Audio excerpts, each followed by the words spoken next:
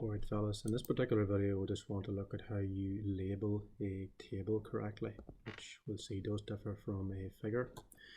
Now when you've inserted your table into your document, and again you can insert that using Word itself, just going to insert table, select the appropriate type of table. You need to go above the table and then type in, for instance, table 1, colon, and then put a description in. So again, you need to tell the reader what that particular table applies to. It could be, for instance, wind speeds for client's project. Now, if that is raw data that's provided by the client, then you don't need to necessarily, fellas, put a citation in there. However, if you take that table of information from a textbook or from an internet site, you do need to put a citation in afterwards.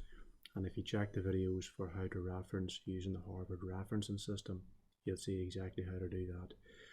I would personally recommend, and whenever I'm labeling my tables, I would then select and make the label bold.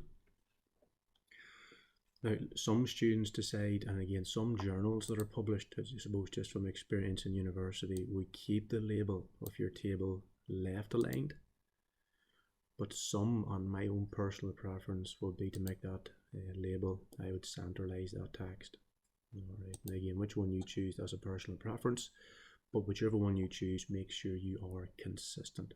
So for instance, if you have your label for table 1 in the center on bold, just make sure you do that for every single table inside your respective report.